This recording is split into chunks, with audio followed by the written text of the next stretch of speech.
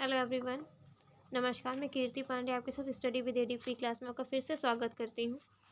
आइए, कल हमने 40 तक क्वेश्चन सॉल्व किए थे। अब हम आज से नेक्स्ट स्टेप पे और बढ़ते हैं। ठीक है, क्या है हमारा नेक्स्ट क्वेश्चन? निम्नलिखित में से कौन सा एक मनरेगा का उद्देश्य नहीं है? कौन सा नहीं है? तो देखिए क्या है।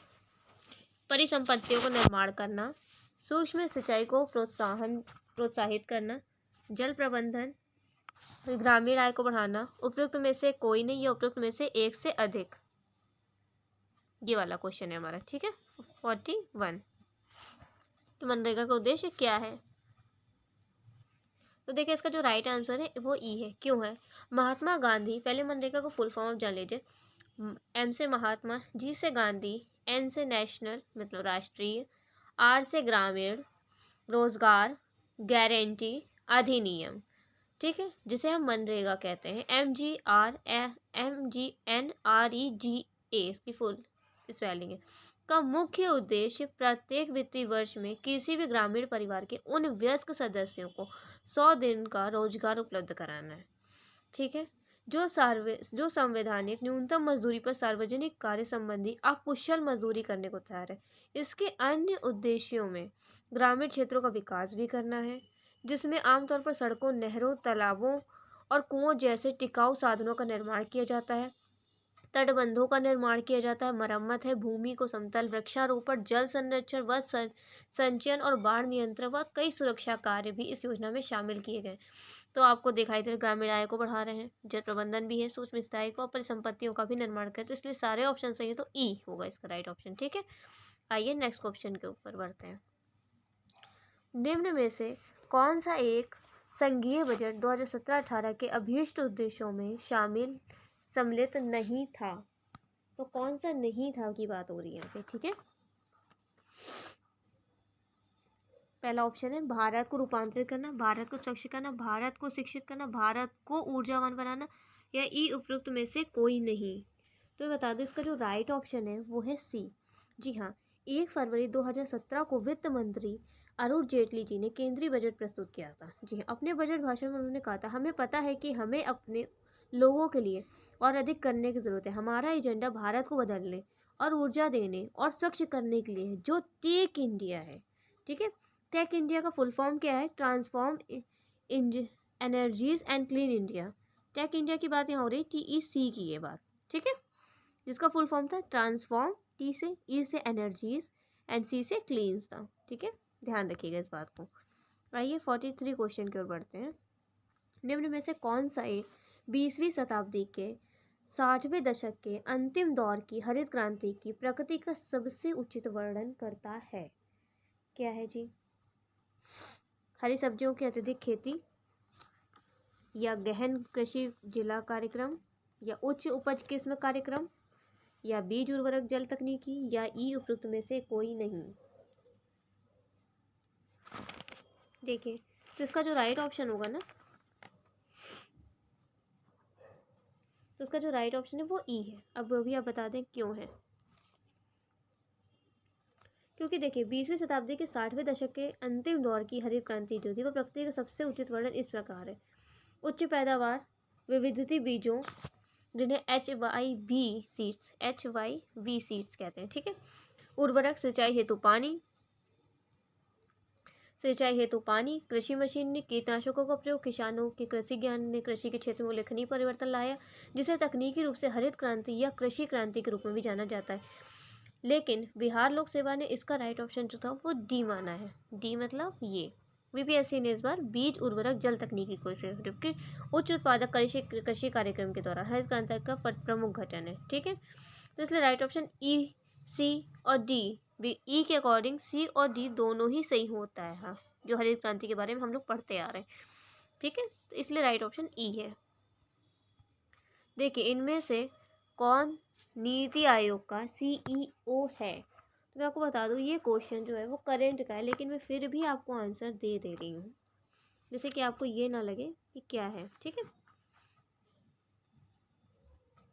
अमिताभ कांत, SS मुद्रा, या साइरस मिस्त्री या सौम्यकांत या ई उपरोक्त में से कोई नहीं।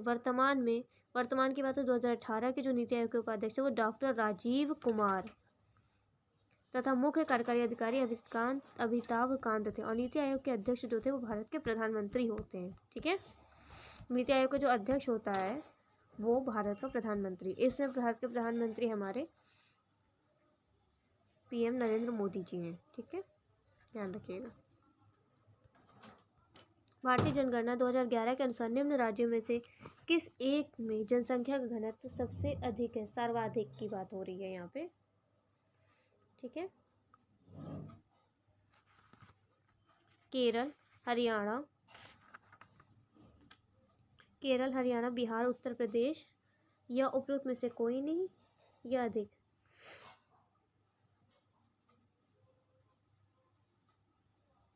तो देखिए इसका जो राइट ऑप्शन है वो सी है, बिहार।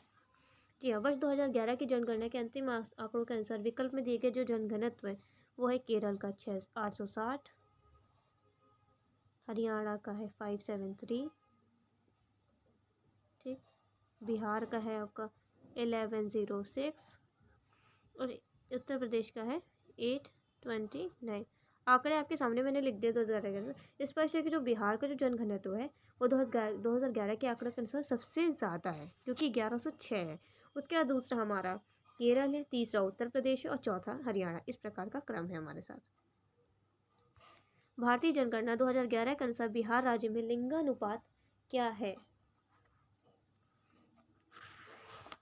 893, 916, 918, 925 ये उपरोक्त में से कोई नहीं, ये एक से अधिक।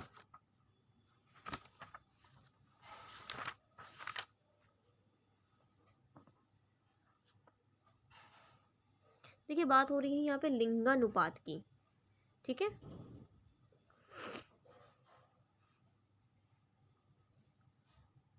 देखिए इसका जो राइट ऑप्शन है वो है सी। जी हाँ, वर्ष 2011 के जनगणना के अंतिम आंकड़ों के जो अनुसार था उसमें बिहार का जो लिंगानुपात था वो 918 था। ठीक है, ध्यान रखिएगा इस बात को। आइए नेक्स्ट क्वेश्चन की ओर बढ़ते हैं। बिहार आर्थिक सर्वेक्षण पहली बार किस वित्तीय वर्ष के लिए प्रकाशित किया गया था? किस वित्तीय वर्ष के लिए? सर्वप्रथम 2004 से 2005, 2006 से 2007, 2008 से 2009 या 2009 से 2010 या उपरोक्त में से कोई। बात बता दूं 2006 और 2007 के लिए हुआ था। जी हाँ, बिहार सरकार ने वार्षिक आर्थिक सर्वेक्षण वित्तीय वर्ष जो है 2006 और 2007 में प्रस्तुत करना शुरू किया था और आर्थिक सर्वेक्षण 2020 और 21 इस श्रृंखला का 15वां सर्वेक्षण है। ठीक है, 20 और 21 जो रहा है वो 15वां है और 21 और 22 जो आएगा वो 16वां सर्वेक्षण रहेगा। ध्यान रखिएगा इस बात को। बिहार में अप्रैल जून 2018 के दौरान किस क्षेत्रक ने सर्वाधिक एफडीआई इकट्ठी अंतर प्रवाह को आकर्षित किया? सेवा क्षेत्रक, इस्पात उद्योग, कृषि में प्रसंस्करण उद्योग, सीमेंट उद्योग या ई उपरोक्त में से कोई नहीं। तो देखिए आप लोग 2 मिनट क्वेश्चन को, फिर मुझे बताइए क्या आंसर हो सकता है। तो बता दूं इसका जो राइट ऑप्शन है प्रमाणिक स्रोत के, देखिए ये जो क्वेश्चन है इसका राइट ऑप्शन डी होना चाहिए था, लेकिन बीपीएससी के दौरान जब ये पेपर हुआ है तो उन्होंने इस क्वेश्चन को निरस्त कर दिया है। ठीक है, क्योंकि इसमें जितने भी स्रोत है वो कंफर्टेबल सफिशिएंट आंसर नहीं, इसमें अभी और भी आना चाहिए जो है नहीं। ठीक है, आइए नेक्स्ट क्वेश्चन कर बढ़ते हैं। 49 2017-18 में बिहार राज्य में कृषि में कार्यरत जनसंख्या का प्रतिशत क्या था?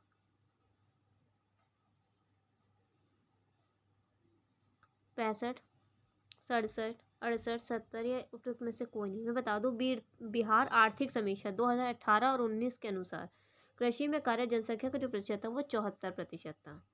ठीक है, जनगणना 2011 के आधार पर। ठीक है, अनुमान है जो राष्ट्रीय औसत से काफ़ी ज़्यादा अधिक है और ऑप्शन हमारे पास दिए नहीं है 74, इसलिए राइट ऑप्शन इसी उपरोक्त में से कोई नहीं। आइए 50 क्वेश्चन। बिहार राज्य में वर्ष 2016-17 के दौरान आर्थिक विकास दर क्या थी? 6.3, 7.3, 8.3, 9.3 यही उपरोक्त में से कोई नहीं।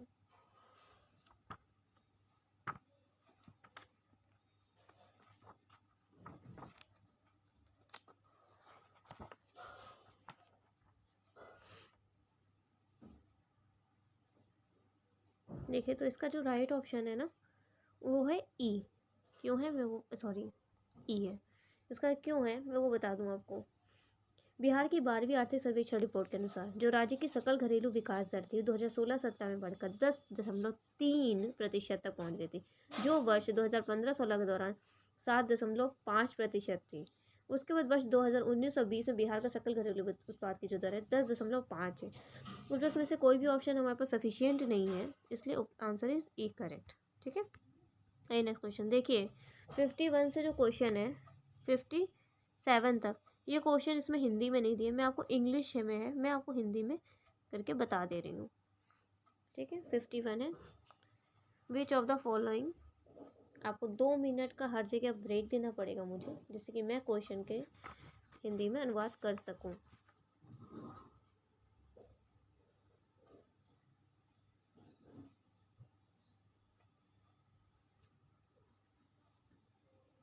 देखिए निम्न में से कौन सा, पहला जो 51 क्वेश्चन है आपको दिख रहा होगा, निम्न में से कौन सा ईस्ट इंडिया कंपनी के सिपाहियों को विद्रोही बनाने का कारण नहीं था। पहला लिखा है ईसाई धर्म फैलाने के लिए कंपनी के अधिकारियों के प्रयास, या बी जहाज पर यात्रा करने के लिए सिपाहियों को आदेश, या सी भत्ते की रोकथाम, डी अधिकारियों की अक्षमता, या ई उपयुक्त में से कोई नहीं। तो देखिए इसका जो राइट ऑप्शन होगा वो डी है, अधिकारियों की अक्षमता। जी हाँ, अंग्रेज अधिकारियों की अक्षमता ईस्ट इंडिया कंपनी के सिपाहियों को विद्रोह बनाने का कारण नहीं था। जी हाँ, इन्हीं अधिकारियों की योग्यता के ही बल पर अंग्रेजी हुकूमत ने लगभग 90 साल तक भारत में पूरा कब्जा कर लिया था, और इसके अतिरिक्त अन्य सभी कारण सिपाहियों को विद्रोही बनाने में सहायक है। जी बिल्कुल, क्योंकि ईसाई धर्म को फैलाने के लिए कंपनियों का सबसे ज़्यादा प्रयास रहा है। ठीक है, भत्ते की रोकथाम कर दी थी इन्होंने, जहाज पर यात्रा करने के लिए सिपाहियों को आदेश दिया जाता था। ठीक है, इसलिए सारे ऑप्शन तो सही, लेकिन अधिकारियों की अक्षमता के ऊपर वो नहीं हटा सकते थे, क्योंकि इसी बल पे ही तो उन्होंने राज्य किया था। आइए 52 क्वेश्चन।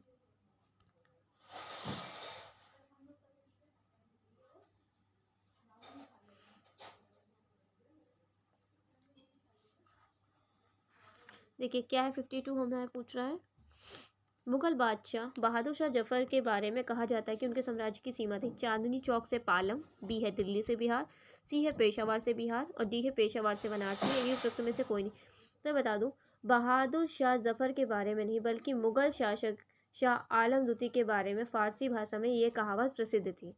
तो मैं बता दूं, ये जो लाइन है बहादुर शाह जफर की, ये गलत है। ठीक है, ये मुगल शासक शाह आलम के बारे में है कि सल्तनत शाह आलम अज दिल्ली था पालम, अर्थात शाह आलम के काल में मुगल साम्राज्य सिकुड़ते सिमटते दिल्ली के लाल किले से पालम गांव तक रह गया था। और बिहार लोक सेवा ने इस क्वेश्चन को भी निरस्त कर दिए हैं। 53 क्वेश्चन हमसे बात हो रही है, क्या कह रहा है 53 क्वेश्चन हमसे।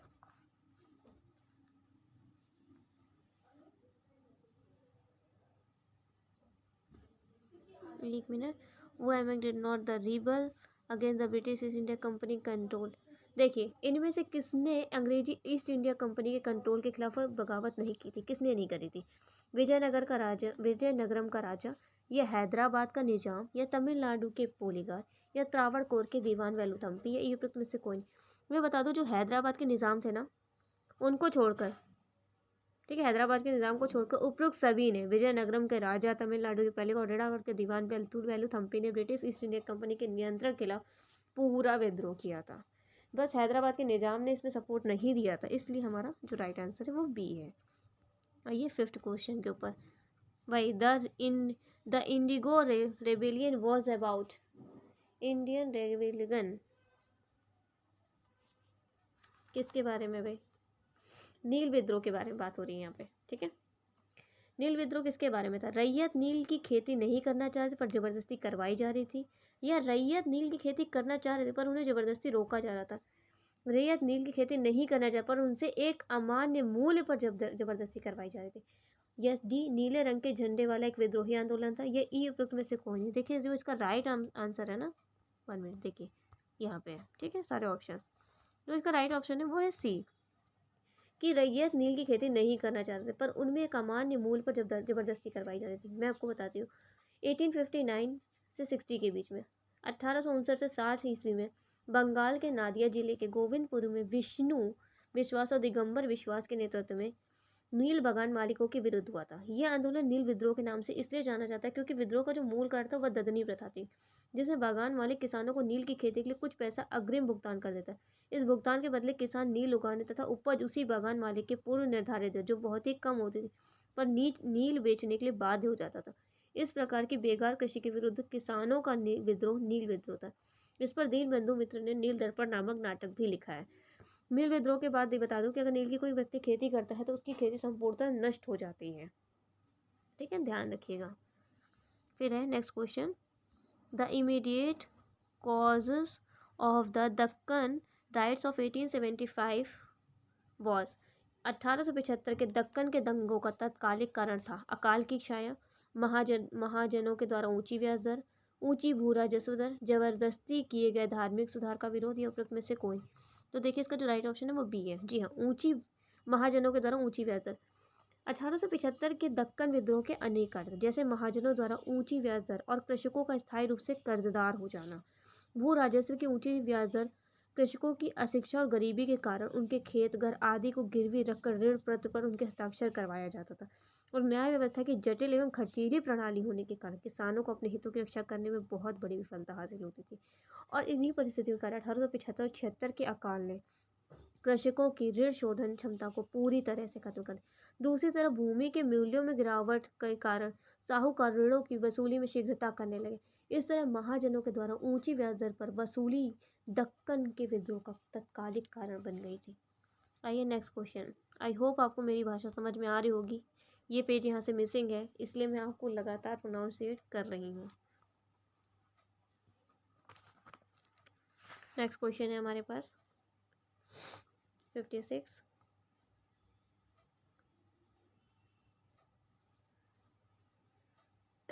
क्वेश्चन है, एक मिनट। रजनी पामदत्त ने कहा वे साम्राज्यवाद से लड़ते भी थे और सहयोग भी करते। उन्होंने किस राजनीतिक गठबंधन के बारे में कहा? भारतीय राष्ट्रीय कांग्रेस के बारे में कहा, या भारतीय कम्युनिस्ट पार्टी के बारे में ये बात कही थी उन्होंने, या द स्वराज पार्टी के बारे में कही थी, या हिंदुस्तान सोशलिस्ट रिपब्लिक एसोसिएशन के बारे में कही? उपरोक्त में से कौन?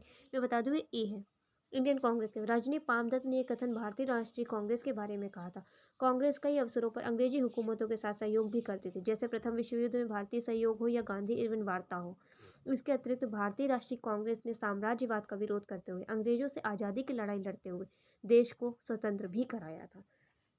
ठीक है, आइए next question. Which of the following was not a nationalised newspaper? ठीक है, कौन सा न्यूज़पेपर हमारा भारतीय नहीं है? निम्न में से कौन सा एक राष्ट्रवादी समाचार पत्र नहीं था? The Hindu, Bengali, the Mahratta, the times of India, या उपरोक्त में से कोई नहीं? तो बता दो, द टाइम्स ऑफ इंडिया जो थी वो एक राष्ट्रवादी समाचार पत्र नहीं था। इसके अतिरिक्त द हिंदू, बंगाली और द महारत्ता समाचार पत्र राष्ट्रवादी सोच को बढ़ावा देने वाले थे। जो टाइम्स ऑफ इंडिया थे वो एक राष्ट्रवादी समाचार पत्र ना होकर बाहरी पत्र था। ठीक है, और ये नेक्स्ट क्वेश्चन की ओर।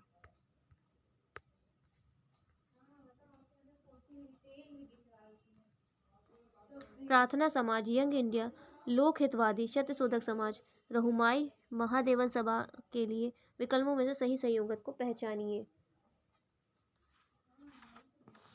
गोपाल हरि देशमुख, आत्माराम पांडुरंग,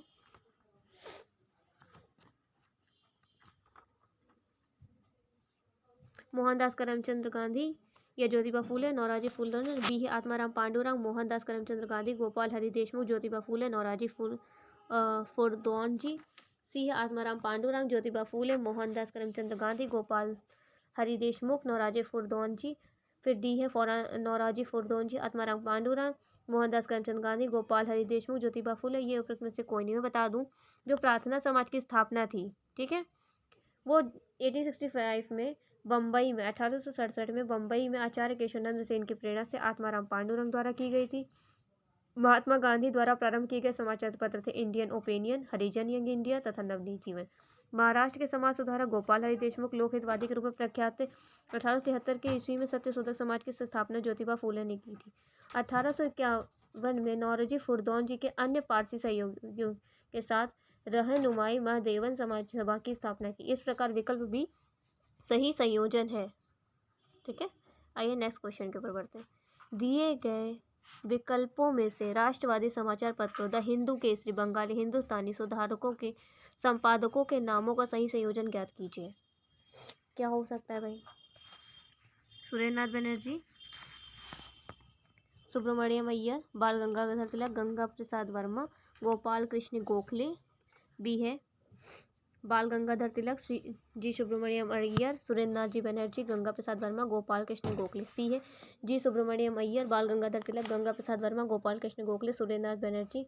डी है जी सुब्रमण्यम अय्यर, बाल गंगाधर तिलक, सुरेंद्रनाथ बनर्जी, गंगा प्रसाद वर्मा, गोपाल कृष्ण गोखले। ई उपरोक्त में से कोई नहीं। तो बता दूं आपको, एक लिस्ट है। जो द हिंदू है वो जी सुब्रमण्यम अय्यर है, ठीक है, दिख रहा होगा आपको। डी ऑप्शन कहाँ है जी? ये रहा हमारा बस। सॉरी, थोड़ा बड़ा कर दे रही हूँ इसको। सुब्रमण्यम अय्यर, ठीक है, पहला वाला द हिंदू का। फिर केसरी के हैं बाल गंगाधर तिलक, ठीक है। फिर है बंगाली, जो इसमें पूछे गए थे, सुरेंद्रनाथ बनर्जी। हिंदुस्तानी के गंगा प्रसाद वर्मा है और सुधारक के गोपाल कृष्ण गोखले। इनके संपादक, ये समाचार पत्र हैं, 5 समाचार पत्रों के जो संपादक है मैंने उनके नाम बताए। द हिंदू है जी सुब्रमण्यम अय्यर, केसरी बाल गंगाधर तिलक, बंगाली सुरेंद्रनाथ बनर्जी हैं, हिंदुस्तानी के गंगा प्रसाद वर्मा, सुधारक के गोपाल कृष्ण गोखले। इसलिए राइट ऑप्शन इज डी, ठीक है। आइए 60 क्वेश्चन के ऊपर। बाल गंगाधर तिलक लोकमान्य तिलक के नाम से जाना जाने लगे तब। कब जाने लगे भाई? जब वे एक लोकप्रिय शिक्षक बने। बी, उन्होंने एक लोकप्रिय अखबार शुरू किया। सरकार ने उन्हें रेड मर्डर केस से अभियुक्त बनाया। या उन्होंने शिवाजी और गणपति उत्सव शुरू किया। या ई उपरोक्त में से कोई नहीं। तो बता दूं, ई होगा इसका राइट ऑप्शन। ब्रिटिश सरकार ने बाल गंगाधर तिलक को पुणे के असिस्टेंट कलेक्टर रेड की हत्या के मामले में अभियुक्त बनाया था। जी बिल्कुल सही। तिलक को दोषी पाया गया और उन्हें 18 महीने के लिए, 18 मंथ्स के लिए, ठीक है, कठोर कारावास के। जब वे जेल से बाहर आए तो वे एक राष्ट्रीय नायक, नेशनल हीरो के रूप में उभरे और उन्हें लोकमान की उपाधि प्राप्त हुई। इस तरह किसी एक घटना नहीं बल्कि अनेक राष्ट्रवादी कार्यों के बाद तिलक को लोकमान की उपाधि प्राप्त हुई। तो मतलब समझे, सारी ही चीज़ों के लिए। 61 क्वेश्चन है हमसे। सरकार के विरोध में असेंबली में बम फेंकने के समय भगत सिंह की उम्र क्या थी? 21 साल, 21 साल से थोड़ा ज़्यादा, या 25 साल, या 25 साल से थोड़ा ज़्यादा, या ई उपयुक्त में से कोई नहीं। क्या हो सकती है भाई? भगत सिंह के हम लोग जन्म दिवस मनाते हैं, क्या है? मैं बता दूं, भगत सिंह भारत के एक बहुत प्रमुख स्वतंत्रता सेनानी क्रांतिकारी थे और उनका जन्म सितंबर 1907 में हुआ था, ठीक है। भगत सिंह तथा बटुकेश्वर दत्त ने 8 अप्रैल 1929 को केंद्रीय विधानसभा में बम फेंक दिया था। इस कारण केंद्रीय विधानसभा में बम फेंकने से भगत सिंह की उम्र 21 वर्ष से थोड़ी ज़्यादा थी, ठीक है। इसलिए राइट ऑप्शन इज बी। आइए, जलियांवाला बाग नरसंहार किस गांधीवाद सत्याग्रह के संबंध में हुआ? किस गांधीवाद सत्याग्रह के संबंध में हुआ?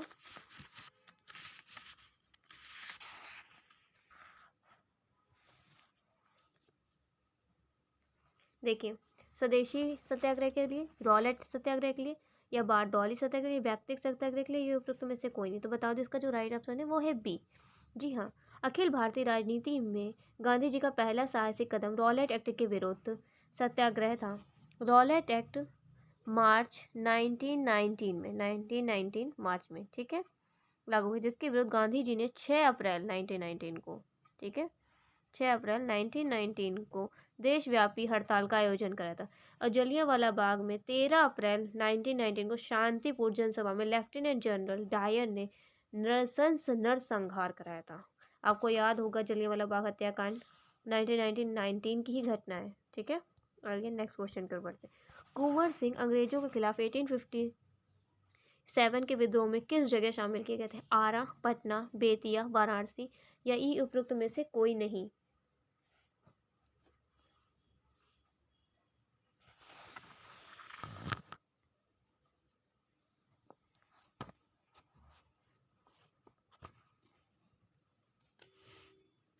देखिए, कुंवर सिंह की बात हो रही है। लगातार पेपर में एक क्वेश्चन बार बार आ रहा है, कुंवर सिंह किसने किया था आंदोलन 1857, किसने शुरुआत करी थी 1857 के विद्रोह के नेतृत्व किसने किया था। लगातार मैंने जितने भी क्वेश्चन एक्सप्लेन किए हैं इस बात को ध्यान रखिएगा कि बिहार में 1857 का नेतृत्व की जो थी वो राजपूत जमींदार कुंवर सिंह के द्वारा हुई थी। आरा की विशाल रियासत के विरुद्ध राजपूत को जमींदार कुंवर सिंह जो शीघ्र ही पटना के समीप दानापुर, छोटा नागपुर, रांची, पलामू आदि सहित बिहार के कई भागों में फैल गए थे। ठीक है, फिर इसमें क्वेश्चन आया कुंवर सिंह अंग्रेजों के खिलाफ 1857 के विद्रोह में किस जगह शामिल हुए थे। फिर से मैं बता दूं, आरा से शामिल हुए थे। ठीक है, आरा से। जी हाँ, 25 जुलाई 1857 को दानापुर में सैनिकों की 3 रेजिमेंटों ने विद्रोह कर दिया था। 26 जुलाई को ये सैनिक आरा पहुंचे, यहाँ कुंवर सिंह ने इनका नेतृत्व स्वीकार किया। ठीक है, ध्यान रखिएगा। जबकि बीपीएससी ने इसका क्वेश्चन पटना माना है, लेकिन पटना नहीं है। बता दूं, आरा के रहने वाले थे हमारे कुंवर सिंह और उन्होंने वहां से स्टार्ट किया था। उन्होंने फिर पटना के समीप दानापुर, छोटा नागपुर, रांची, पलामू आदि सहित बिहार के कई भागों में फैल गया। कुंवर सिंह ने लंबे समय तक बहादुरी और उत्साहपूर्वक अंग्रेज संघर्ष किया। न सिर्फ संघर्ष के, लगभग 10 माह लंबी सफल लड़ाइयों के बाद युद्ध में प्राप्त बहुत सारे इनको घाव लग गए थे, जिसके कारण इनकी मृत्यु 26 अप्रैल 1858 को शहीद हो गए थे। ठीक है, आइए नेक्स्ट क्वेश्चन के ऊपर बढ़ते हैं। किस स्थान पर आदिवासियों ने अंग्रेजों के खिलाफ विद्रोह किया था।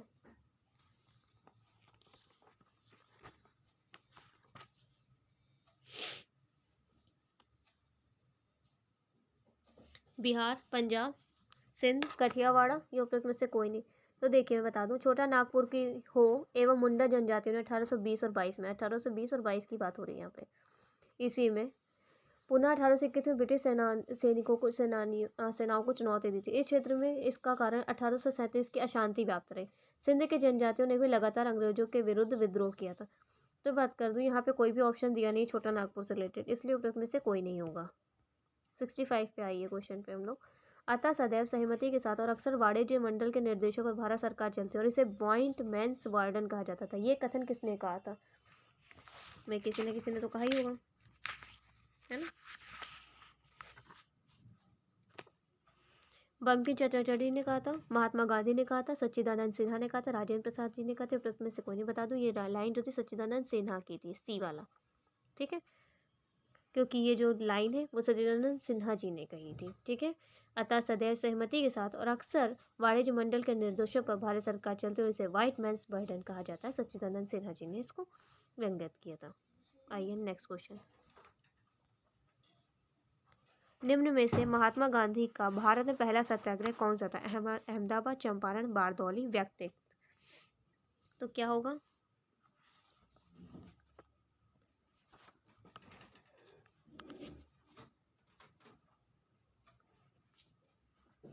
देखिए इसका जो राइट ऑप्शन है वो है सी। जी हाँ, चंपारण। दक्षिण अफ्रीका से 1915 में लौटने के बाद गांधी जी ने भारत में अपना प्रथम सफल सत्याग्रह बिहार के चंपारण जिले में वर्ष 1917 में किया था। चंपारण के एक किसान राजकुमार शुक्ल ने गांधी जी से लखनऊ में भेंट की और उनसे चंपारण आने का आग्रह किया था। 19वीं सदी के आरंभ में गोरे बागान मालिकों ने चंपारण के किसानों से एक अनुबंध के आधार पर यह विनिश्चित करा लिया था उन्हें अपनी जमीन के 3/20 भूभाग पर नील की खेती करना अनिवार्य, जिसे तिनकटिया पद्धति के नाम से भी जाना जाता था। गोरे बागान मालिकों ने किसानों की मजबूरी का फायदा उठाकर उन्हें अनुबंध से मुक्त करने के लिए लगान एवं अन्य गैर कानूनी करों की भी दर मनमाने ढंग से बढ़ाया था, जिसके कारण किसानों के हितपूर्ण के मामले में इसका विरोध करने के लिए गांधी जी से चंपारण सत्याग्रह प्रारंभ किया गया था। आइए नेक्स्ट क्वेश्चन की ओर बढ़ते हैं। गांधी जी के असहयोग आंदोलनों में लोगों को शराब से परहेज करने का आग्रह किया, फलस्वरूप सरकार के राजस्व से भारी कमी आई और एक प्रदेश की सरकार ने लोगों से फिर से शराब पीने को प्रेरित करने के लिए प्रमुख व्यक्तियों की एक सूची प्रसारित की जो शराब पीते थे। उस प्रदेश का नाम बताइए। पहला है आंध्र प्रदेश, दूसरा है बिहार, तीसरा है बॉम्बे और चौथा है गुजरात। और ये उपरोक्त में से कोई नहीं। तो क्या होगा इसका राइट ऑप्शन। तो बता दो, इसका जो राइट ऑप्शन है, जो शराब पीने की बात हो रही है यहाँ पे, तो इसका राइट ऑप्शन है बी। जी हाँ, इसका राइट ऑप्शन है बी। गांधी जी के असहयोग आंदोलन के फलस्वरूप लोगों के शराब से परहेज करने के चलते सरकार के राजस्व में भारी कमी आ गई थी। अतः बिहार एवं उड़ीसा की सरकार ने शराब को स्वास्थ्य के लिए हितकर प्रभावों को प्रचारित एवं प्रसारित करने के लिए ऐसे महान एवं प्रसिद्ध लोगों की सूची जारी की जो शराब का सेवन करते। इस सूची में Sikandar, Julius Caesar, Napoleon, Shakespeare आदि लोगों को शामिल भी किया था। ठीक है, ध्यान रखिएगा। आइए 68 क्वेश्चन पे। नमक सत्याग्रह के दौरान बिहार में लोगों के नमक बनाने के साथ साथ किस कर के विरोध के द्वारा सरकार का विरोध किया? चौकीदारी, हाथी, डेवलपमेंट, मलबा या ई उपयुक्त में से कोई नहीं।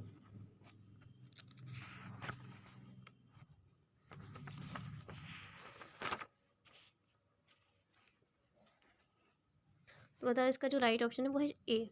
जी हाँ, महात्मा गांधी ने 12 मार्च 1930 को अपना प्रसिद्ध दांडी मार्च शुरू किया था। उन्होंने साबरमती आश्रम से चुने हुए साथियों के साथ सत्याग्रह के लिए कूच किया और 24 दिनों की लंबी यात्रा के बाद उन्होंने 6 अप्रैल 1930 को दांडी के सांकेतिक रूप से नमक कानून भंग किया। इस प्रकार नमक कानून तोड़कर उन्होंने औपचारिक रूप से सविनय अवज्ञा आंदोलन का शुभारंभ किया। सविनय अवज्ञा आंदोलन गांधी जी के नेतृत्व में पूरे देश में फैल गया था और बिहार में लोगों के नमक बनाने के साथ साथ चौकीदारी कर के द्वारा सरकार का विरोध किया। चौकीदारी कर का विरोध बिहार में अत्यधिक सफल रहा। ठीक है, ध्यान रखिएगा, चौकीदारी का भी इसी के साथ विद्रोह शामिल हुआ।